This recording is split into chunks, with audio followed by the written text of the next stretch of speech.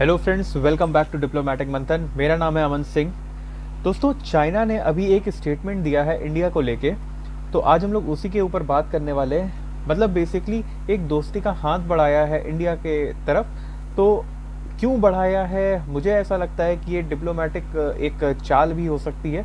उसी के बारे में हम लोग जानेंगे, पूरा बैकग्राउंड देखेंगे कि क्या कैसे इस बोला क्या गया है। तो देखो, आप जैसा स्क्रीन पे देख सकते हो, ड्रैगन एलिफेंट टैंगो, ये एक वर्ड है जिसका यूज़ किया गया है। तो ये ड्रैगन एलिफेंट टैंगो है क्या, इसका बैकग्राउंड क्या है, हिस्ट्री क्या है, और ये फ्रेज जो यूज़ किया गया है क्यों, किस रेफरेंस में यूज़ किया है, ये सब हम लोग आज जानेंगे इस वीडियो के माध्यम से। लेकिन उसके पहले अगर आपने मेरा चैनल अभी तक सब्सक्राइब नहीं किया है तो जल्दी से सब्सक्राइब कर लीजिए, क्योंकि मैं ऐसे कंटेंट डेली लेके आता रहता हूँ। तो देखिए दोस्तों, हुआ क्या है ना कि जो 1 अप्रैल है, इस डे को हमारा जो डिप्लोमेटिक रिलेशन है ना चाइना के साथ, उसकी 75th एनिवर्सरी है। मतलब उसको पूरे 75 ईयर्स हो गए हैं। तो इसी के उपलक्ष्य में कुछ कॉन्ग्रेचुलेटरी मैसेजेस जो थे वो एक्सचेंज हुए थे हमारे इंडिया की तरफ से एंड चाइना की तरफ से।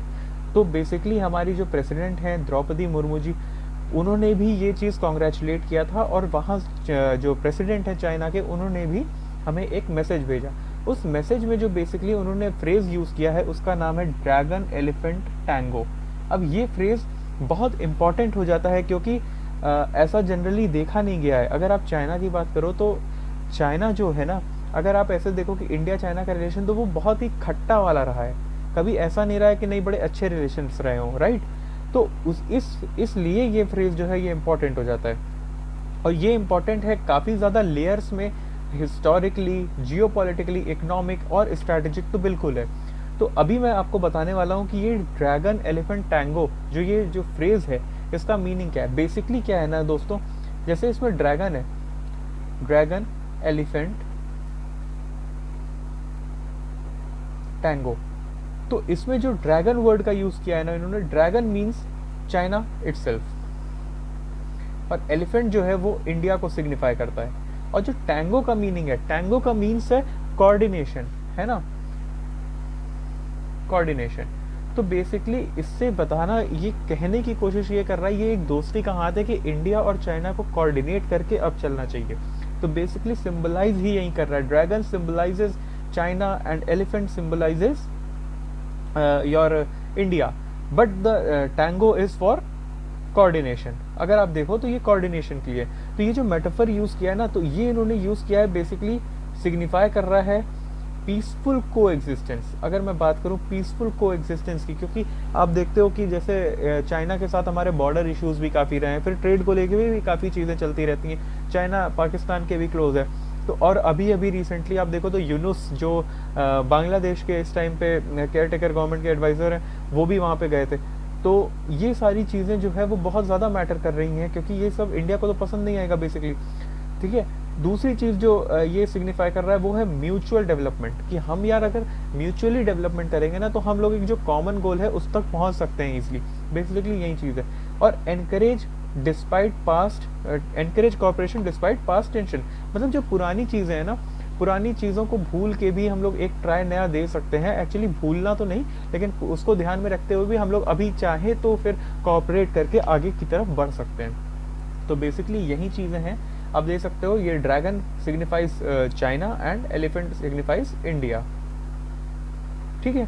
तो बेसिकली अगर मैं इसके में बात करूं, देखिए होता क्या है ना फ्रेंड्स, कि चाइना का इसमें क्या एम हो सकता है। तो एम उसका यार कुछ भी हो सकता है, वी डोंट नो, राइट। उसका जो रियल मोटिव है वो तो हमें नहीं पता है। बेसिकली चीज़ें कुछ ऐसी हैं कि देखिए 75 ईयर्स हो गए हैं चाइना और इंडिया के डिप्लोमेटिक टाइज को। तो इसमें चाइना ये चाह सकता है, इसमें एक पॉसिबिलिटी ये भी है कि वो अपने जो बॉर्डर के टेंशन है उसको ये स्टेबलाइज करे। काफ़ी टाइम से जो टेंशन चल रहा है उसको स्टेबलाइज करने का ये भी एक रीज़न हो सकता है। और बात ये भी है कि जैसे चाइना की आप इमेज जानते हो कि वो थोड़ी ग्लोबल जो इमेज है वो थोड़ी सी इस टाइम पे टेंशन में, लाइक उसके टेंशन यूएस के साथ चलते हैं, ताइवान और साउथ ईस्ट के एशिया के साथ चलते हैं। तो इसमें हो सकता है वो अपनी इमेज इम्प्रूव करने के लिए भी ये चीज़, ये जो हाथ आगे बढ़ा सकता है दोस्ती का। या तो फिर अगर देखिए इंडिया जो है वो यूएस के क्लोज रहेगा, राइट। अगर इंडिया यूएस के क्लोज में है तो जाहिर सी बात है ना कि ये चाइना को पसंद नहीं आएगा।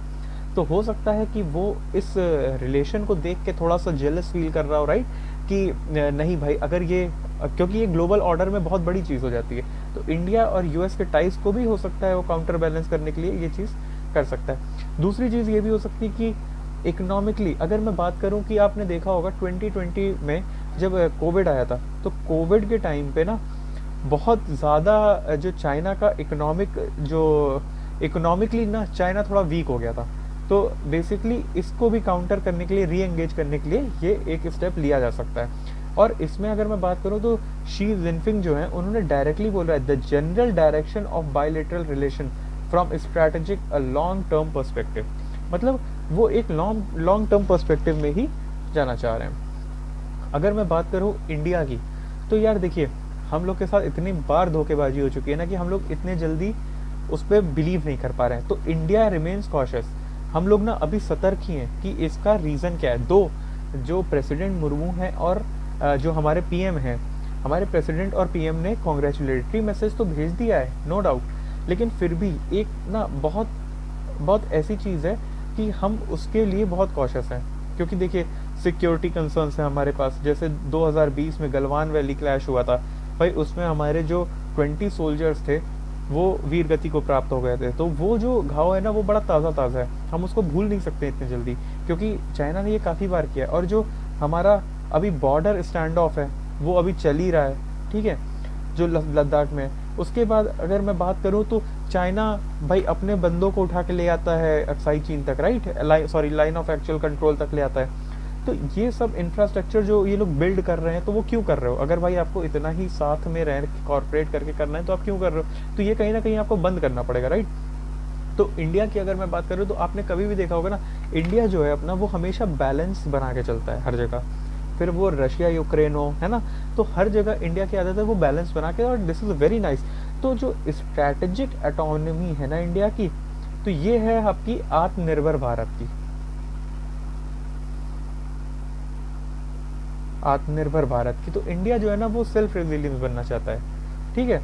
तो ये एक इसकी उसके बाद कि भाई देखिए, हम ना क्वाड कंट्री के उसमें है, ठीक है, हम लोग क्वाड के मेंबर है। तो यूएस ये पसंद नहीं आता, क्योंकि चाइना को ये लगता है ना कि यार क्वाड में इंडिया है तो हमें कहीं ना कहीं नीचा दिखाया जा रहा है, हटाया जा रहा है यहाँ से, ठीक है, हमें इग्नोर किया जा रहा है। तो ये भी उसको नहीं पसंद आता है। उसके बाद अगर हमने देखा जाए तो हमने सबके साथ डोर जो है ना वो अपने ओपन रखे हैं, हमने किसी के साथ पूरी तरीके से डोर क्लोज नहीं किया। जैसे चाइना के साथ हमारे बहुत इश्यूज हैं, लेकिन हमने कभी भी चाइना के साथ पूरी तरीके से डोर क्लोज नहीं किया, फिर वो किसी भी चीज़ को लेके हो, ठीक है। तो अगर हम आगे बढ़ते हैं कि ये इकोनॉमिक पर्सपेक्टिव में कैसा रहेगा, तो बहुत ज़्यादा सेंस करता है कि हम दोनों जो हैं, चाइना और इंडिया एंड चाइना जो है ना, ये एक बहुत ही इमर्जिंग इकोनॉमीज हैं। हम लोग एक इमर्जिंग इकोनॉमी है। तो इसमें क्या होता है ना कि ब्रिक्स, एससीओ और इसके भी हम लोग मेंबर हैं। तो ये बहुत ज़्यादा महत्व रखता है इसमें। तो अगर मैं देखा हूँ कि बायलेटरल ट्रेड में हमारा क्या फ़र्क पड़ सकता है, तो देखिए बायलेटरल ट्रेड जो है ना वो 136 बिलियन डॉलर तक का पहुंच चुका था 2023 तक। लेकिन आप इसमें ये ध्यान दीजिएगा कि जो चाइना है ये पॉजिटिव साइड पे है, मतलब कि यार इसमें से ना हमारा जो ट्रेड डेफिसिट है वो इंडिया का बहुत ज़्यादा है। ट्रेड डेफिसिट वो इंडिया का बहुत ज़्यादा है, लगभग 100 बिलियन से ज़्यादा का है, 100 बिलियन डॉलर से ज़्यादा का यहाँ पे ट्रेड डेफिसिट है। तो हो सकता है कि इसकी वजह से जो ये इन्होंने दोस्ती का हाथ बढ़ाया, अगर इसको हम लोग फॉलो करते हैं, ये चीज़ें सारी चीज़ें सही बीतती हैं, तो हो सकता है ये ट्रेड डेफिसिट में भी हमें कुछ बेनिफिट मिल पाए, है ना। और फिर उसके बाद एक दूसरा बेनिफिट भी ये हो सकता है, एक्सेस टू लार्ज मार्केट। आप जानते हो यार कि जो चाइना है ना वो एक छोटी चिप से लेके एक बड़े से बड़ी बाइक या गाड़ी बना देता है, राइट, जैसे BYD। तो बेसिकली द थिंग इज कि एक्सेस टू लार्ज मार्केट, अगर हमने चाइना के साथ कॉर्पोरेट किया तो हमें भी वो मार्केट मिलेगी, तो हमें भी इन्वेस्टमेंट हमारे पास भी आएगी। जैसे मैंने बोला फॉरेन इन्वेस्टमेंट, हमारे पास भी फॉरेन इन्वेस्टमेंट आ सकती है। फिर उसके बाद हमारी सप्लाई चेन जो होगी वो थोड़ी स्मूथ हो जाएगी एशिया में। तो बेसिकली ये हमारे कुछ इसमें प्लस पॉइंट्स हैं जो इंडिया के साथ हो सकते हैं। अगर मैं बात करूं कि लेकिन फिर भी कुछ फ्रिक्शंस तो हैं। जैसे आप जानते हो कि इंडियन गवर्नमेंट ने लगभग या 300 से ज़्यादा चाइनीज़ ऐप हैं जो उसको बैन करके रखा है। क्योंकि यार चाइना ने हमेशा काम ही ऐसा किया है ना भाई, वो कुछ ना कुछ ऐसा करता रहता है। जैसे अब पबजी था, पबजी बैन हो गया, अब हम लोग आत्मनिर्भर बनने की कोशिश कर रहे हैं। तो आत्मनिर्भर में हम लोग ने कौन सा गेम लेके आए थे, BGMI, राइट। तो BGMI लेके आए। तो इसी तरीके से आपको पता होगा कि और ये चीज़ें जो हैं ये बहुत ही इंपॉर्टेंट भी हो जाती हैं। दूसरी चीज़ कि जैसे कोई भी अगर मान लीजिए फॉरेन इन्वेस्टमेंट आ सकता है हमारा चाइना से, तो उसके लिए इंडियन गवर्नमेंट बहुत ज़्यादा स्क्रूटनी करती है। जैसे आपको पता होगा कि BYD बिल्ड योर ड्रीम एक कार है, कार मैन्युफैक्चरिंग कंपनी है, जो इंडिया में चाहती तो है बहुत धड़ल्ले से अपना धूम मचाना, लेकिन फिर भी देखो उसको कितना कॉन्स्टेंट फील करना पड़ रहा है अभी भी, राइट, फेस कर रहा है वो।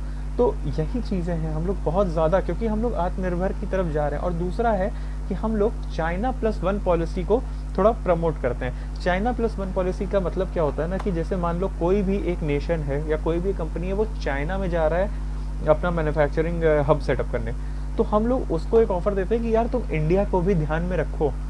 अगर कल को चाइना में कुछ हो जाता है तो India will be a better option for you, कि आप इस चीज़ को इंडिया में कन्वर्ट कर सकते हो, लेके आ सकते हो, इंडिया से चालू कर सकते हो अपना बिजनेस जैसे आपका चल रहा था, if anything goes wrong in China. तो बेसिकली हम लोग इसी चीज़ पे बात करते हैं, आत्मनिर्भर बनने की कोशिश करते हैं। हम लोग बहुत ज़्यादा प्रमोशन कर रहे हैं। आपने देखा होगा मोदी गवर्नमेंट में भी काफ़ी ज़्यादा इस चीज़ को प्रमोट किया जा रहा है।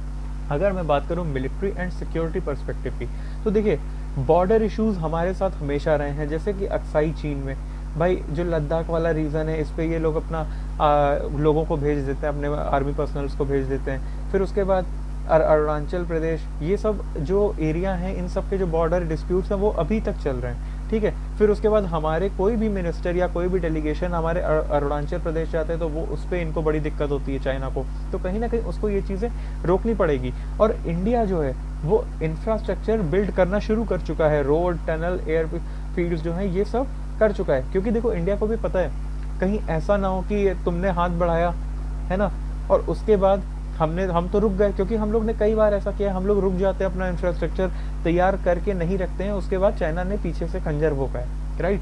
तो उसी तरीके से यहाँ पे भी है कि हमने भी अपना इंफ्रास्ट्रक्चर जो है वो बढ़ाना स्टार्ट कर दिया है। हम लोग ने भी अब चीज़ें करना स्टार्ट कर दी हैं, क्योंकि हमें भी प्रिपेयर रहना है। तो वो चीज़ें तो हो रही हैं, लेकिन फिर भी वी विल बी प्रिपेयर्ड, ठीक है। ये चीज़ हमने करना स्टार्ट कर दिया। फिर अगर स्ट्रैटेजिक मूव की मैं बात करूँ तो क्वाड अलाइनमेंट, US जापान, ये तो फिर चाइना को बिल्कुल, जैसा मैंने अभी पीछे बताया था कि ये चाइना को बिल्कुल नहीं पसंद आएगा, ठीक है। तो ये चीज़ें एक प्रॉब्लम क्रिएट कर सकती हैं। और दूसरी चीज़ हमें क्या नहीं पसंद आएगा कि चाइना जो है वो पाकिस्तान के काफ़ी क्लोज है, ठीक है, पाकिस्तान के काफ़ी क्लोज है। और आपको पता होगा कि पाकिस्तान में वो जो POK में प्रोजेक्ट चला रहा है CPEC, ये भी एक बहुत रेड फ्लैग है इंडिया के लिए कहीं ना कहीं। दूसरी चीज़ अगर मैं बात करूँ तो इंडियन ओशन में जो इसकी जो मूवमेंट है ना, ये हमारे लिए बहुत जो है वो कंसर्निंग पार्ट है। वो हमें ये थोड़ा सा दिखाता है कि नहीं यार ये चीज़ नहीं होनी चाहिए। और अभी रिसेंटली जो मैंने बताया था आपको कि बांग्लादेश के जो डेलीगेशन गया है चाइना पे, तो उसमें जो यूनुस थे, आपको पता होगा कि उन्होंने क्या बोला था, उन्होंने बोला था 7 states of India are landlocked. I mean आप देख सकते हो कि 2 कंट्री बात कर रही है कि इसमें 7 स्टेट्स का मतलब ही क्यों था, मतलब आना ही नहीं चाहिए था ना ये एक तरीके से। तो Yunus invites China to expand, तो कहीं ना कहीं ये चीज़ हमारे लिए बहुत कंसर्निंग हो जाती है कि ये इन लोग को जो 7 स्टेट्स हमारे नॉर्थ ईस्ट के हैं वो हमारा सिर्फ और सिर्फ एक पतली सी लाइन जो जिसे सिलीगुड़ी कॉरिडोर कहते हैं हम, 22 किलोमीटर का स्ट्रेच है वो, और सिर्फ उसी से हम कनेक्टेड हैं अपने उन स्टेट से। तो उसमें इन्होंने बोला है कि दैट इज़ लैंड लॉक्ड, है ना। तो बेसिकली बात ये है कि फिर ओशन में हमें जो इस चीज़ के लिए, ओशन में जाने के लिए हमें ये जो कंट्रीज़ हैं ये हमसे अलग हो सकती हैं, सॉरी ओशन मैंने कह दिया, जो 22 किलोमीटर्स के जो ये रेंज है, अगर इस पे इन्होंने कब्जा पा लिया तो हमारा जो उनसे डायरेक्ट कॉन्टैक्ट है पूरी तरीके से ख़त्म हो जाएगा, राइट। तो इस तरीके से अगर मैं बात करूँ तो ये थोड़ी कंसर्निंग पार्ट आ जाता है। और ग्लोबल जियोपॉलिटिकल पर्सपेक्टिव की अगर मैं बात करता हूँ तो ये देखो हम दोनों ना, चाइना और इंडिया जैसा ग्लोबल ऑर्डर चेंज हो रहा है, राइट, तो उसमें हम लोग की एक बहुत की वॉइसेस के थ्रू जैसे हम लोग निकल सकते हैं, आ सकते हैं, उभर के आ सकते हैं। तो ये बहुत ही इम्पॉर्टेंट पार्ट है, ये बहुत ज़्यादा हम लोग का महत्वपूर्ण रखता है कि भाई एक बहुत इमर्जिंग नेशन जो होता है ना वो बहुत ज़्यादा इम्पोर्टेंस रखता है अपने में। तो दूसरी चीज़ ये है कि वेस्टर्न नैरेटिव जो है, जैसे आपने देखा होगा कि हमेशा वेस्ट की जो कंट्रीज़ होती हैं वही हमेशा पावर में रहना चाहती हैं, जैसे पावरफुल रहना चाहती हैं, राइट। तो उसको, वो नरेशन को भी थोड़ा सा हम लोग काउंटर करने की कोशिश कर सकते हैं। तो अगर ये हो जाता है तो इससे होगा क्या सॉरी, तो इससे ये हो सकता है ना कि ग्लोबल पावर डायनेमिक्स जो है ना वो पूरी तरीके से शिफ्ट हो सकती है, पूरी तरीके से completely it will be shifted. और अगर सप्लाई चेन की मैं बात करूं तो वो भी, उस पर भी काफ़ी ज़्यादा इम्पैक्ट आएगा। सप्लाई चेन फ्लो यार बिल्कुल शिफ्ट होगा, क्योंकि अगर यहाँ पे भी इन्वेस्टमेंट हो रहे हैं तो काफ़ी अच्छी तरीके से होंगे, राइट। तो उसकी सप्लाई चेन भी इसी तरीके से बढ़ाई जाएगी। और ब्रिक्स और एससीओ का एजेंडा जो प्रायोरिटीज है उस पर भी काफ़ी अच्छा असर देखने के लिए मिल सकता है। तो अगर मैं बात करूँ इसमें कुछ तो पॉजिटिव होगा, ठीक। तो अगर मैं पॉजिटिव एस्पेक्ट्स की बात करूँ तो विंडो फॉर डी एस्केलेशन यार, मतलब इसका कि जो पिछले हमारे लड़ाई झगड़े व इश्यूज चल के आ रहे हैं, इश्यूज जो होते हुए आ रहे हैं, उस चीज़ पे हम लोग थोड़ा सा देख सकते हैं कि चीज़ें ठीक होंगी, राइट। उसके बाद ट्रेड के लिए, टेक्नोलॉजी कोलैबोरेशन के लिए, क्योंकि यार देखो कहीं ना कहीं चाइना टेक्नोलॉजिकली तो हम लोग से थोड़ा सा एडवांस है, राइट। तो ये चीज़ों को अगर ध्यान में रखा जाए तो ये इसके तो कुछ पॉजिटिव एस्पेक्ट्स हो सकते हैं। फिर उसके बाद क्लाइमेट चेंज, इंफ्रास्ट्रक्चर, फाइनेंसिंग, ये सब पे तो हम लोग काम करेंगे ही, बिल्कुल काम करेंगे। रीजनल पीस में ये सब काम किया ही जाएगा। अगर मैं बात करूँ क्रिटिकल व्यू की, तो फिर स्ट्रैटेजिक सिग्नलिंग, उसके बाद with ground realities remain hostile. तो यार देखो कुछ ना कुछ मूव्स तो ऐसे हैं ना, क्योंकि यार चाइना हमेशा ही उसने ऐसा काम ही किया है कि वो पहले तो कुछ बोलता है, क्योंकि चाइना की आदत रही है वो बोलेगा कुछ करेगा कुछ, राइट। बोलना कुछ और करना कुछ। तो इसके सिर्फ और सिर्फ बोलने पे हम नहीं जा सकते, हम लोग इस पर एकदम ज़्यादा विश्वास नहीं कर सकते कि नहीं एकदम ऐसा ही होगा, राइट। तो उसी तरीके से अगर देखा जाए तो फिर कुछ इंडियन कमेंटेटर्स उन्होंने बोला क्लासिक चाइनीज डिप्लोमेटिक प्लॉय। इसका मतलब क्या होता है ना, इसका मतलब ये होता है यार कि ये सिर्फ और सिर्फ कह के थोड़ा सा लॉलीपॉप दे के, मतलब मैं अगर एक लेमैन लैंग्वेज में बात करूँ तो लॉलीपॉप देना, ठीक है। किसी बच्चे को लॉलीपॉप दे दो वो चुप हो जाता है ना रोते रोते। तो बेसिकली वही कहने का मतलब है कि आप ये छोटा सा अपीज करके ना ये नहीं सोच सकते हो, ये नहीं देख सकते हो कि इंडिया एकदम से आपके ऊपर बिलीव कर लेगा। तो बेसिकली यही है कि आप सिर्फ लॉलीपॉप दे के सारी चीज़ें नहीं कर सकते हो, ठीक है। तो अगर मैं कंक्लूजन की बात करूँ इसमें, तो while the initiative aims to foster cooperation, लेकिन कुछ तो कौशल रखना पड़ेगा। वही मैंने आपसे बात कही कि देखिए कोलैबोरेशन से, ये जो कोलैब होगा, ये कॉपरेट होगा, कॉपरेशन से कुछ बेनिफिट्स तो होंगे, जाहिर सी बात है। लेकिन उस बेनिफिट्स को ध्यान में रखते रखते हम कहीं ना कहीं चाइना का जो पास्ट हिस्ट्री है वो नहीं भूल सकते, क्योंकि उसने हर बार हमें धोखा दिया है। उसने जिस तरीके से भाई इंफ्रास्ट्रक्चर क्रिएट कर रहा है, सब कुछ तो कर रहा है यार, वो अक्साई चीन पे क्या नया कर दिया। सिर्फ आप मुंह से बोल के नहीं कर सकते, आपको कुछ ना कुछ स्टेप्स लेने पड़ेंगे। अभी आप क्या, बांग्लादेश के लोग आते हैं वो बोलते हैं कि ऐसा ऐसा हो गया, आप सात जो स्टेट है वो लैंडलॉक्ड है। तो ये सारी चीज़ों पे आपको खुद काउंटर करना पड़ेगा, राइट। अगर आपको ट्रस्ट जीतना है तो फिर वो ट्रस्ट जीतना पड़ेगा। फिर क्रिटिकली एक्सेस सच डिप्लोमेटिक ओवरटर्न, वही चीज़ मैंने बताई आपको कि फिर से वही चीज़ मैं बता रहा हूँ कि भाई इसको पूरी तरीके से स्क्रूटनी करनी पड़ेगी कि इसकी मंशा क्या है, क्या चाहता है China, for what it is doing all these things, ठीक है। तो बेसिकली यही थी। और जाने से पहले मैं आपको एक फिर से क्वेश्चन देने चाहूँगा कि which of the following correctly describes McMahon line. देख लीजिएगा, ये क्वेश्चन आपका है जो आज की वीडियो से ही रिलेटेड है। आई होप आपको ये आता होगा।